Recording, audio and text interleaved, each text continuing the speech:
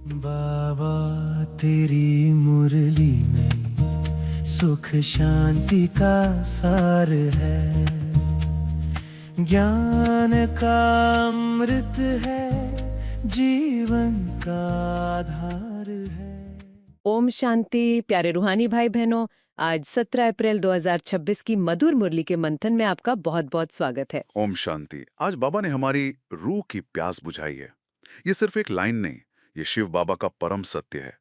मीठे बच्चे पावन बनो तो रूहानी सेवा के लायक बनेंगे। देही अभिमानी बच्चे रूहानी यात्रा पर रहेंगे और दूसरों को भी यही यात्रा कराएंगे। हाँ, मतलब अगर इस महावाक्य की गहराई में जाएं तो ये जो पावन बनने की शर्त बाबा ने रखी है ना, ये सेवा की सबसे पहली और अनिवार्य सीढ़ी है। बिल्कुल, बिना पावनता के सब अधूरा है। सही बात है। देखिए, आज के समय में होता क्या है कि सिर्फ ज्ञान सुनाना या कुछ अच्छे अच्छे पॉइंट रट कर बोल देना, उसे सेवा मान लिया जाता है।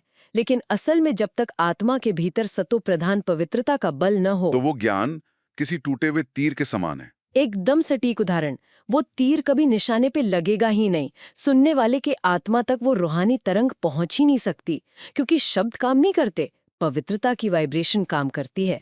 और यदि देह अभिमान में रहकर सेवा की, तो वो तो मतलब एक जिस्मानी सोशल वर्कर की तरह हो गया ना। दुनियावी सोशल वर्कर भी तो मंच पर बहुत सुंदर भाषण देते हैं, लोग खूब तालियां बजाते हैं। लेकिन रूहानी परिवर्तन शून्य रहता है। बिल्कुल शून्य। सुनने वाले कभी रूहानी यात्रा पर नहीं जा पाते। उदाहरण के लिए, मान लीजिए दैनिक पुरुषार्थ में दिन भर में किसी साथी के प्रति कोई सूक्ष्म ईर्ष्या आ गई, या अपनी ही बुद्धि का अहंकार आ गया कि मैं बहुत अच्छा समझाता हूँ। यह सूक्ष्म मैल रूहानी कनेक्शन काट देता है। हाँ, और उसी अशुद्ध अवस्था के साथ ज्ञान सुनाना शुरू कर दिया। ज्ञान के पॉइंट बहुत अच्छे हैं, लेकिन उस ईर्ष्या या अभिमान के कारण आत्मा की जो सूक्ष्म वाइब्रेशन है वो दूषित हो चुकी है, तो सारी रूहानी कमाई वहीं खत्म हो जाती है। बाबा ने आज प्रश्न भी कितना गहरा पूछा है। क्या है वो प्रश्न? संगम पर तुम बच्चे जो कमाई करते हो, यही सच्ची कमाई है कैसे? अभी की जो कमाई है वो 21 जन्म तक चलती है, इसका कभी भी दिवाला नहीं निकलता। ज्ञान सुनना और सुनाना, याद करना और कराना, यही है सच्ची सच्ची कमाई, जो सच्चा सच्चा बाप भी तुम्हें सिखलाता है। ऐसी कमाई सारे कल्प में कोई भी कर न सके, दूसरी कोई भी कमाई साथ नहीं चलती। सच्ची कमाई जिसका कभी दिवाला न निकले। इसी सच्ची कमाई का जो ईश्वरीय गणित है ना, उसे समझना बहुत जरूरी है।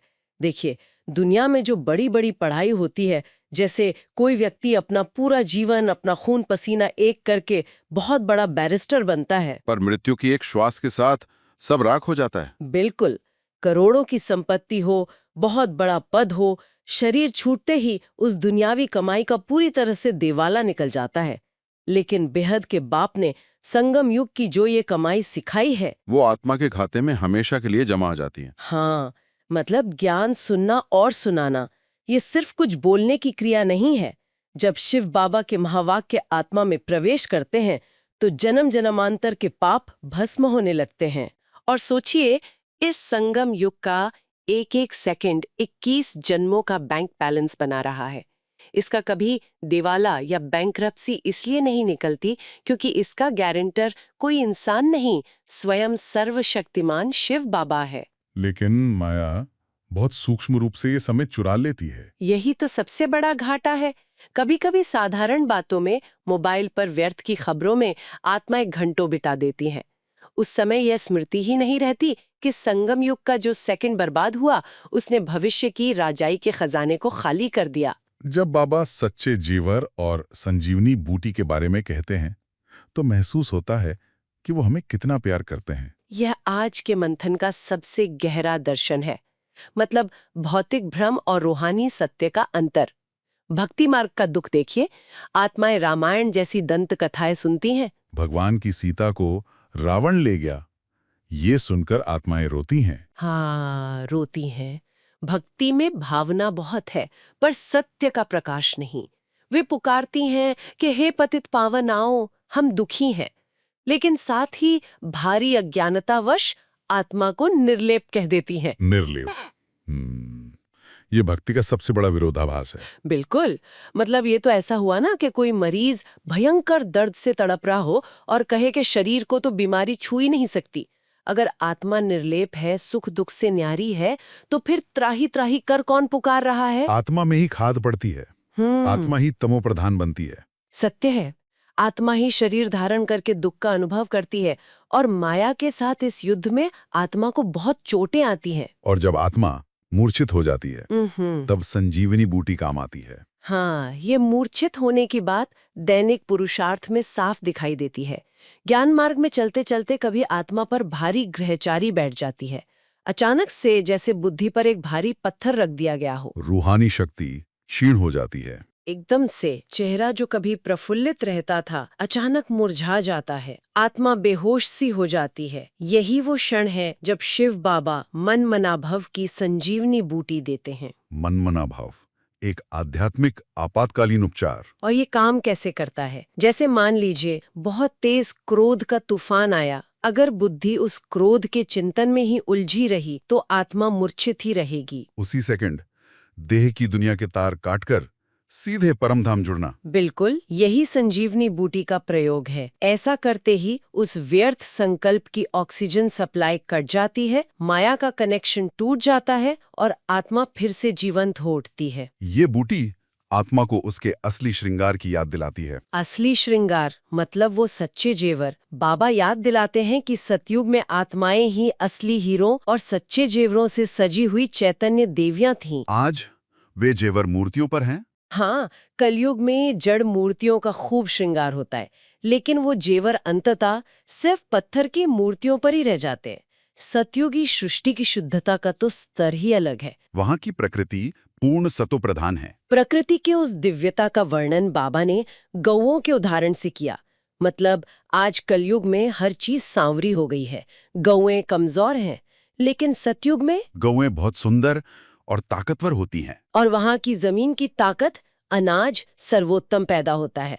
आज दुनिया वाले अमेरिका के महलों को देखकर खुश होते हैं, लेकिन कलयुगी दुनिया की ये महल पतित हैं। मनुष्य वैकुंठ को ऊपर आसमान में ढूंढता है, जबकि वैकुंठ इसी धरती पर आना है।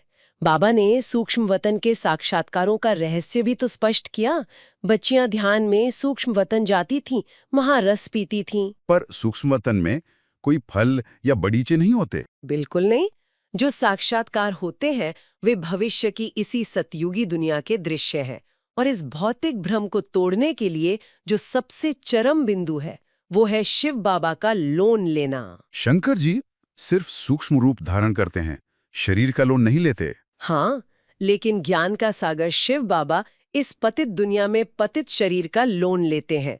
ब्रह्मा बाबा का शरीर जो अपने 84वें जन्म में था। यह परमपिता की चरम नम्रता है। सोचिए, सर्वशक्तिमान भगवान, उन्हें किसी सोने के रथ की आवश्यकता नहीं है।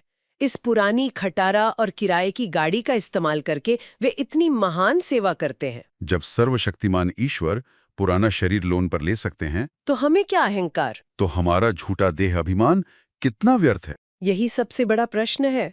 हम अपने इस विनाशी शरीर, इसके रूप, रंग और पदवी पर इतना अभिमान क्यों करते हैं? देह के भान को तोड़ना ही सच्ची रूहानी यात्रा है।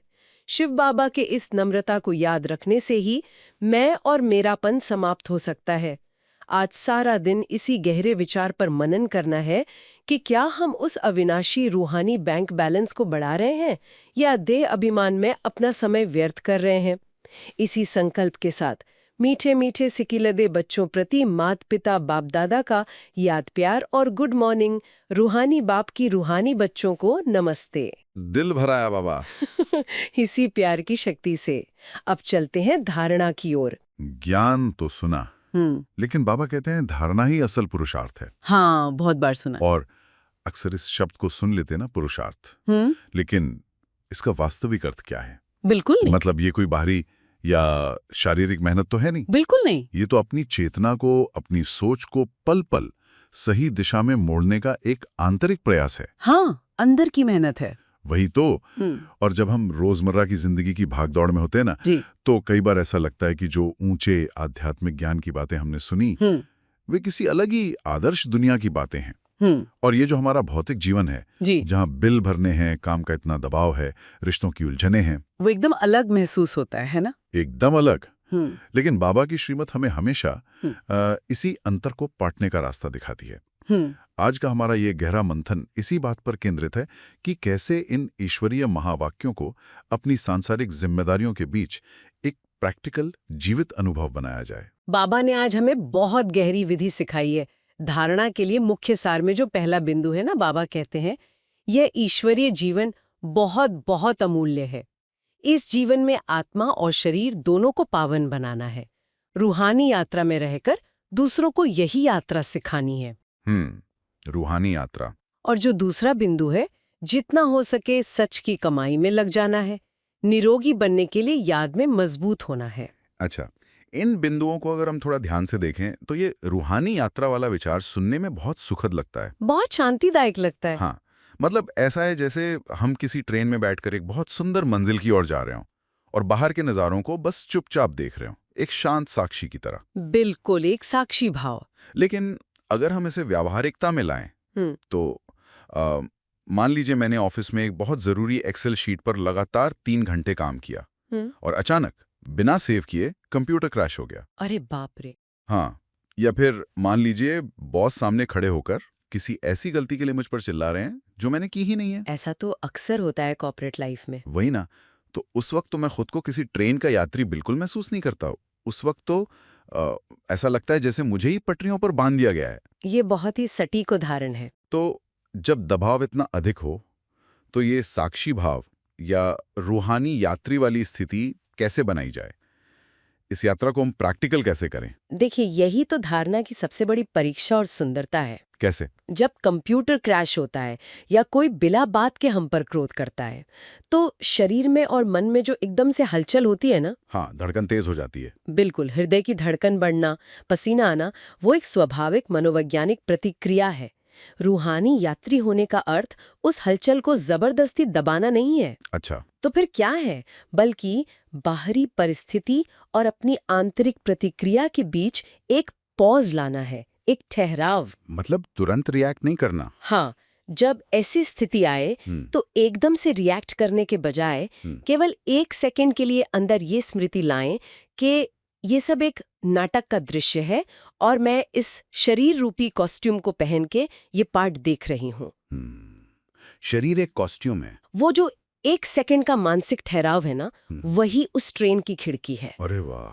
परिस्थितियां बाहर वही रहती हैं, मतलब कंप्यूटर अभी भी बंद है, बॉस अभी भी बोल रहे हैं। हाँ, वो तो नहीं बदलेगा। लेकिन उस ठहराव के कारण वो तनाव सीधे आत्मा तक नहीं पहुंच पाता। हम उलझनने के बजाय ना समाधान ढूंढने की स्थिति में आ जाते हैं। ये ठहराव वाली बात बहुत स्पष्टता देती है। हाँ, मतलब समस्या के बीच में एक मेंटल फिल्टर लगा देना। एकदम सही। और इसी से शायद वो पवित्रता भी जुड़ी है जिसकी बात शिव बाबा ने कही है कि आत्मा और शरीर दोनों को पावन बनाना है। जब तनाव या क्रोध हमें अंदर तक नहीं छूता तो आत्मा पावन रहती है। बिल्कुल, अशुद्धि अंदर नहीं जाती। लेकिन यहाँ एक और बहुत लॉजिकल सवाल उठता है। पूछिए। बाबा ने दूसरे बिंदु में कहा है कि निरोगी बनने के लिए याद में मजबूत होना है। अब हम तो अक्सर स्वास्थ्य को केवल खानपान और कसरत से जोड़ते हैं ना। हाँ, दुनिया तो ऐसी ही देखती है। तो परमात्मा की याद में बैठने से शरीर निरोगी कैसे बन सकता है? इसके पीछे का मैकेनिज्म क्या है? मतलब ये कैसे काम करता है? देखिए, इसके पीछे एक बहुत ही गहरा वैज्ञानिक और आध्यात्मिक सत्य है जिसे आज का मेडिकल विज्ञान भी साइकोसोमैटिक प्रभाव के रूप में मानता है। मनोदैहिक प्रभाव? हाँ, हमारी अधिकांश बीमारियां शरीर में नहीं बल्कि मन में शुरू होती हैं। अच्छा। मन का अनसुलझा तनाव, भविष्य की चिंताएं और जो हमारी नकारात्मक सोच होती है वो शरीर के अंदर कॉर्टिसोल जैसे हानिकारक रसायन पैदा करते हैं, जो स्ट्रेस हार्मोन्स होते हैं। बिल्कुल, और वो हमारी रोग प्रतिरोधक क्षमता यानी इम्यूनिटी को बहुत कमजोर कर देते हैं। तो जब बाबा कहते हैं कि याद में मजबूत होने से शरीर निरोगी बनता है, तो वो कोई जादू टोने की बात नहीं कर रहे हैं। तो असल में क्या होता है योग में? जब हम गहरे योग में परमात्मा की याद में होते हैं ना, तो आत्मा में शुद्धता, शांति और सुरक्षित होने का एक बहुत शक्तिशाली प्रवाह होता है। शांति का प्रवाह। वो आंतरिक शांति हमारे पूरे नर्वस सिस्टम को आराम देती है, तनाव के हार्मोन्स को कम करती है और कोशिकाओं यानी सेल्स को हील करती है। आंतरिक पवित्रता ही बाहरी स्वास्थ्य का सबसे बड़ा आधार है। तो इसका मतलब ये हुआ कि जो शांति हम योग में कमाते हैं वो हमारे शरीर के लिए एक प्राकृतिक औषधि का काम करती है। एकदम सही कहा आपने। इसी कमाई की बात को अगर थोड़ा और आगे बढ़ाएं तो बाबा ने सच की कमाई का जिक्र किया है। हाँ, सच्ची कमाई। अगर हम इस सच्ची कमाई की तुलना उस भौतिक वेतन या सैलरी से करें जो हम रोजाना 8-10 घंटे काम करके ऑफिस से कमाते हैं, तो दोनों में बुनियादी फर्क क्या है? क्योंकि दुनिया का नजरिया तो यही कहता है ना कि बैंक बैलेंस ही सबसे बड़ी सुरक्षा है। दुनियावी हिसाब से तो भौतिक कमाई या वेतन जीवन निर्वाह के लिए बहुत आवश्यक है, इसमें कोई शक नहीं है। हाँ, बिल तो भरना ही है। लेकिन उसे सच्ची कमाई इसलिए नहीं कहा जा सकता क्योंकि वो नश्वर है। वो बैंक बैलेंस, वो संपत्ति इसी जन्म तक और इसी शरीर के साथ यहीं छूट जानी है। साथ तो कुछ नहीं जाएगा। वही तो, सच्ची कमाई वो है जो आत्मा के साथ अगले जन्मों तक जाती है। जैसे हमारे अर्जित किए हुए गुण, हमारी शांति की शक्ति, दूसरों से प्राप्त हुई दुआएं और बाप दादा के साथ हमारा जो गहरा योग है ना, उससे प्राप्त होने वाली शक्तियां, ये है सच्ची कमाई। लेकिन ये सच्ची कमाई जमा कैसे होती है? क्या इसके लिए हमें अपनी रोजमर्रा की जिंदगी से अलग से समय निकालना होगा? बिल्कुल नहीं, यही तो धारणा की खूबी है। अच्छा, जब हम अपना रोजमर्रा का काम करते हुए भी अपनी आंतरिक स्थिति को श्रेष्ठ रखते हैं ना, वही काम सच्ची कमाई बन जाता है। मतलब काम वही है पर कमाई बदल गई। हाँ, मान लीजिए आप ऑफिस में कोई साधारण सी फाइल बना रहे हैं, लेकिन उस समय आपके मन में शांति है। आप किसी सहकर्मी के प्रति ईर्ष्या नहीं रख रहे हैं, बल्कि सहयोग की भावना रख रहे हैं। ठीक है। तो वो फाइल बनाने का भौतिक काम तो हुआ ही, आपको उसकी सैलरी तो मिलेगी, लेकिन उसके साथ जो आपने शांति और शुभ भावना के संस्कार बनाए ना, वो आपकी सच्ची कमाई के खाते में जमा हो गया। ये तो बहुत ही मुक्ति देने वाला विचार है कि सच्ची कमाई और दुनियावी काम दोनों एक साथ चल सकते हैं। बिल्कुल चल सकते हैं। लेकिन ये तभी संभव है जब हम अनासक्त रहकर काम करें। और ये अनासक्ति कैसे आए? ये सवाल हमें सीधे उस वरदान की तरफ ले जाता है जिसने आज के मंथन को एक नई ही गहराई दे दी है। शरीर को ईश्वरीय सेवा के लिए अमानत समझकर कार्य में लगाने वाले नष्टो मोहा भव। ये सिर्फ वरदान नहीं, ये बाबा की दी हुई जिम्मेदारी है। इस शब्द अमानत पर ना हमें थोड़ा रुककर सोचना होगा। ट्रस्ट। जब हम किसी चीज को अमानत मानते हैं तो उसके साथ हमारा जो मनोवैज्ञानिक व्यवहार है वो बिल्कुल बदल जाता है। कैसे? थोड़ा समझाइए। उदाहरण के लिए मान लीजिए कोई मित्र मुझे अपनी एकदम नई कार कुछ दिनों के लिए सौंप कर जाए। ठीक है। तो जाहिर है मैं उसकी बहुत अच्छी तरह देखभाल करूंगा, उसे साफ रखूंगा, बहुत सावधानी से चलाऊंगा। हाँ, क्योंकि वो आपकी नहीं है। बिल्कुल।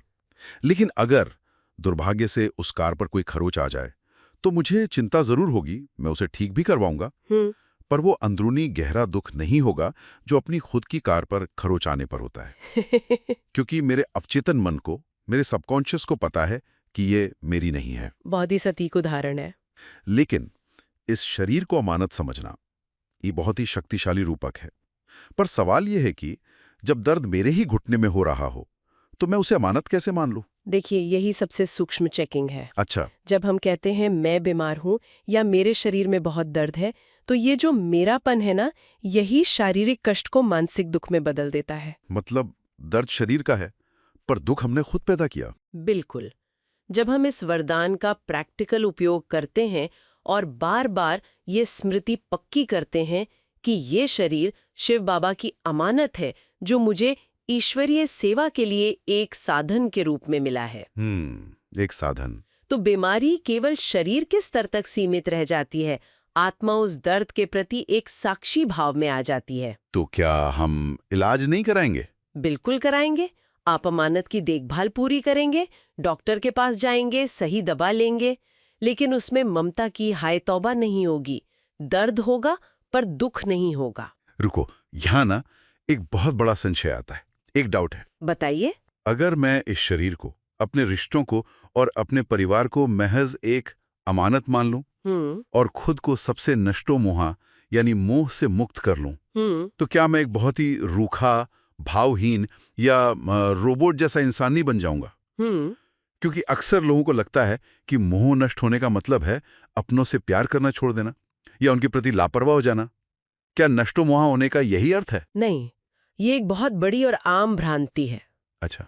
बाबा की श्रीमत के अनुसार नष्टो मोहा होने का मतलब रूखा होना या रोबोट बनना बिल्कुल भी नहीं है, बल्कि सच्चाई तो ये है कि जब मोह खत्म होता है तब जाकर सच्चा प्यार शुरू होता है। वो कैसे? देखिए, मोह हमेशा स्वार्थ से जुड़ा होता है। ये व्यक्ति मेरे हिसाब से चले, ये शरीर मेरी इच्छाओं की पूर्ति करे।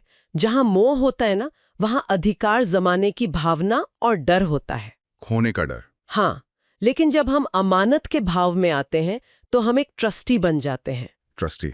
और एक ट्रस्टी कभी लापरवाह नहीं होता, वो तो मालिक से भी ज्यादा वफादारी से चीजों को संभालता है। जब परिवार के प्रति मोह खत्म होता है तो हम उनसे बिना किसी स्वार्थ या अपेक्षा के एक शुद्ध रूहानी प्रेम कर पाते हैं। ये बहुत ही स्पष्ट करने वाला जवाब है। मतलब अगर ऑफिस में बॉस के साथ कोई टकराव हो जाए या कोई हमें अपमानजनक बात कह दे, तो हमें दुख इसलिए होता है क्योंकि हमें लगता है कि मेरा अपमान हुआ, मेरी इज्जत पर बात आई। बिल्कुल, वही मैं और मेरा। लेकिन जब शरीर ही मेरा नहीं है, ये ईश्वरीय सेवा का एक साधन मात्र है, तो वो अपमान भी मेरा कैसे हुआ? वो तो सिर्फ इस साधन से टकराकर रह गया। एकदम सही पकड़े हैं आप। इस अमानत वाले भाव में पक्के होने से वो जो भारीपन महसूस होता है ना कि मेरा काम, मेरी पदवी, वो सब खत्म हो जाता है और एक निरंतर योगी बनना बहुत सहज हो जाता है। बिल्कुल सही कहा। भार से मुक्त आत्मा ही ऊपर उठ सकती है और निरंतर बाप दादा की याद में रह सकती है। सही बात है। और इसी स्थिति को और मजबूत करने के लिए आज का स्लोगन और अव्यक्त इशारे हमें एक बहुत ही बारीक मनोवैज्ञानिक स्तर पर काम करने की प्रेरणा देते हैं। क्या है आज का स्लोगन? स्लोगन है, वानप्रस्थ स्थिति में जाना है तो दृष्टि वृत्ति में भी पवित्रता को अंडरलाइन करो। दृष्टि वृत्ति। और साथ ही महान बनने के लिए जो अव्यक्त इशारे दिए गए हैं वो है, महान बनने के लिए मधुरता और नम्रता का गुण धारण करो। आपका हर बोल महान हो, हर मनसा संकल्प हर आत्मा के प्रति मधुर हो। मधुरता। हर एक को ऊंचा उठाने का स्वभाव, मधुरता का स्वभाव, निर्मता का स्वभाव हो। मेरा स्वभाव ऐसा है, ये कभी नहीं बोलना। अच्छा। मेरा कहाँ से आया? मेरा तेज बोलने का स्वभाव है, मेरा आवेश में आने का स्वभाव है। स्वभाव के वश होना यही माया है। अब माया जीत बनो। अभिमान व दिल शिकस्त होने के, ईर्ष्या व आवेश में आने के स्वभाव का परिवर्तन करो। ये हिस्सा तो जैसे हमारे सारे मानसिक जालों को, हमारे सारी झूठी दलीलों को ही काट देता है। बिल्कुल। सबसे पहले मैं इस दृष्टिवृत्ति वाले हिस्से को थोड़ा समझना चाहूंगा। स्लोगन कहता है कि वानप्रस्थ स्थिति में जाने के लिए दृष्टिवृत्ति में पवित्रता लानी होगी। हाँ। अब दृष्टि का अर्थ तो समझ आता है कि हम क्या देख रहे हैं, लेकिन ये वृत्ति क्या है, वाइब, और इसे रोजमर्रा के जीवन में पवित्र कैसे किया जाए? उदाहरण से समझें। हाँ, मान लीजिए मेरा कोई सहकर्मी है जिसने कल मेरे साथ बहुत बुरा व्यवहार किया था। ठीक है। आज जब वो मुझे गुड मॉर्निंग कहता है तो मैं उसे किस वृत्ति से देखूंगा? देखिए, वृत्ति वो सूक्ष्म चश्मा या फिल्टर है जिसके माध्यम से हम दुनिया को महसूस करते हैं और देखते हैं। फिल्टर। आपने जो उदाहरण दिया वो बिल्कुल सटीक है। हाँ। अगर कल की घटना के कारण आपकी वृत्ति मैली है, जो कि अक्सर होती है, हाँ, तो आज उसकी साधारण सी गुड मॉर्निंग में भी ना आपको कोई ताना या चालाकी नजर आएगी। मुझे लगेगा कि कुछ प्लान कर रहा है। बिल्कुल।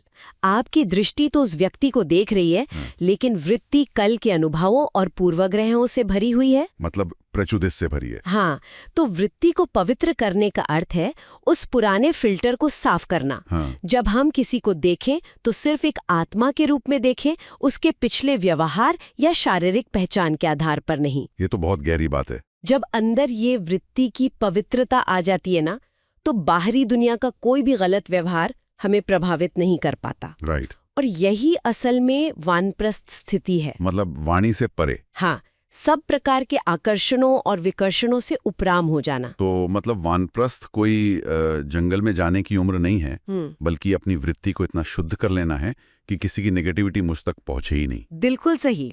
लेकिन इस वृत्ति को शुद्ध रखने में सबसे बड़ी रुकावट तो हमारी अपनी आदतें होती हैं। अव्यक्त इशारों में बाबा ने माया के सबसे बड़े धोखे पर प्रहार किया है। हाँ, मेरा स्वभाव। वही, जब भी हमसे कोई गलती होती है या हम आवेश में आकर किसी पर चिल्ला देते हैं तो हम बहुत आसानी से कह देते हैं, अरे क्या करूं, मेरा तो स्वभाव ही ऐसा है। ये तो हम सब ने कभी न कभी कहा है। लेकिन बाबा ने यहाँ कितनी सुंदर और गहरी बात पूछी है कि ये मेरा शब्द कहाँ से आया। ये वास्तव में आत्मनिरीक्षण का एक बहुत गहरा बिंदु है। देखिए, आत्मा का आदि और अनादि स्वरूप क्या है? शांति, पवित्रता। और प्रेम। तो फिर ये तेज बोलने का स्वभाव, बात बात पर निराश होने का स्वभाव या ईर्ष्या करने का स्वभाव मेरा कैसे हो सकता है? मेरा तो हो ही नहीं सकता। ये तो बाहर से आई हुई अशुद्धि है ना, जो हमने अनेक जन्मों की यात्रा में और बाहरी परिस्थितियों के प्रभाव में आकर ग्रहण कर ली है। अच्छा। जब हम कहते हैं कि ये मेरा स्वभाव है, तो हम उस कमजोरी को अपना अस्त्र बना लेते हैं। हम उस अशुद्धि को अपने अस्तित्व के साथ जोड़कर उसे एक मान्यता दे देते हैं। और यही मान्यता माया है। बिल्कुल। स्वभाव के वश होना ही माया है। जब तक हम ये मानते रहेंगे कि गुस्सा करना हमारा स्वभाव है, तब तक हम उससे मुक्त होने का प्रयास ही नहीं करेंगे। सही बात है। लेकिन जब असल जिंदगी में खून खौल रहा हो, जब किसी ने सच में कोई बहुत बड़ी गलती की हो, तो उस पल में इस पुराने स्वभाव को कैसे रोकें? इस पर ब्रेक कैसे लगाएं? इसी पुरानी आदत को तोड़ने का जो सबसे शक्तिशाली अस्त्र बाबा ने आज बताया है ना, वो है मधुरता और नम्रता। मधुरता और नम्रता। हाँ, जब गुस्सा आए तो सबसे पहले खुद को ये याद दिलाना कि ये एक पुरानी आदत है जो मुझ पर हावी होने की कोशिश कर रही है, लेकिन ये मैं नहीं हूं। खुद को उस स्वभाव से अलग करना ही पहला कदम है। सेपरेशन। फिर जानबूझकर पूरी चेतना के साथ अपने बोल को मधुर बनाना। नम्रता का अर्थ खुद को कमजोर समझना या झुक जाना नहीं है। लोगों को लगता है कि हम दब गए। नहीं, ये दबना नहीं है, ये तो अहंकार के बिना अपनी श्रेष्ठ रूहानी स्थिति में स्थित रहना है। बहुत सुंदर। जब हम दूसरों को उनकी कमजोरियों के बावजूद ऊंचा उठाने का स्वभाव बना लेते हैं ना, तो हमारा पुराना जो आवेश वाला स्वभाव है वो अपने आप कमजोर पड़ने लगता है। ये पूरी चर्चा हमें एक बहुत ही स्पष्ट, तार्किक और व्यवहारिक मार्ग दिखा रही है। हमने गहराई से समझा कि कैसे हम ऑफिस के भारी दबाव में भी एक यात्री की तरह रूहानी यात्रा पर रह सकते हैं, कैसे अपने मन की शांति से शरीर को निरोगी बना सकते हैं, और कैसे अपनी साधारण सी नौकरी में भी एक सच्ची कमाई जमा कर सकते हैं। बिल्कुल, और अमानत भाव से कैसे हल्के रह सकते हैं। तो आज बाबा ने हमें सच्ची कमाई कर रूहानी यात्रा पर रहने की स्मृति दिलाई, और अंत में शरीर को अमानत समझ नष्टो मोह बनने का वरदान देकर शक्तिशाली बनाया। बहुत ही शक्तिशाली वरदान है आज का। अब समय है कि इस गहरे मंथन को सिर्फ शब्दों और तर्कों तक सीमित न रखकर इसे एक जीवंत अनुभूति में बदलें। आइए कुछ क्षणों के लिए बाहरी दुनिया के सारे शोर, सारी जिम्मेदारियों को पीछे छोड़ दें और अंतर्मुखी हो जाएं। अपने शरीर को बिल्कुल ढीला छोड़ दें और अपना सारा ध्यान अपनी भ्रिकुटी के बीच स्वयं एक चैतन्य ज्योति बिंदु आत्मा पर केंद्रित करें। अनुभव करें कि परमधाम से ज्ञान सूर्य शिव बाबा की अत्यंत शक्तिशाली, दिव्य और सुनहरी किरणें सीधे मुझ आत्मा पर पड़ रही हैं।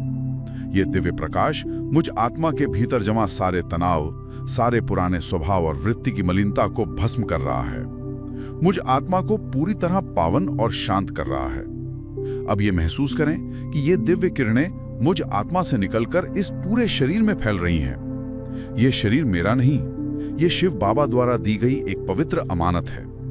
बाबा की किरणें इस अमानत रूपी शरीर के कण-कण को निरोगी, शांत और ऊर्जावान बना रही हैं। मुझ में कोई मोह नहीं, कोई ममता नहीं, कोई मेरापन नहीं। मैं एक स्वतंत्र नष्टो मोह आत्मा हूं। यह शरीर ईश्वरीय अमानत है। मैं नष्टो मोहा आत्मा हूं। कमेंट में लिखें नष्टो मोहा। इस गहरी अनुभूति, अपनी शुद्ध वृत्ति और आज की श्रीमत को अपने दिन भर के हर कर्म में, हर चुनौती में अपने साथ रखें। जब भी कोई परेशानी आए, जब भी क्रोध या मोह हावी होने लगे, बस एक पल के लिए रुकें और याद करें, यह सिर्फ एक अमानत है। इसी शक्तिशाली विचार के साथ आज के इस मंथन को हम यही विराम देते हैं। ओम शांति। ओम शांति। बाबा तेरी मुरली में सुख शांति का सार है, ज्ञान का अमृत है, जीवन का आधार है।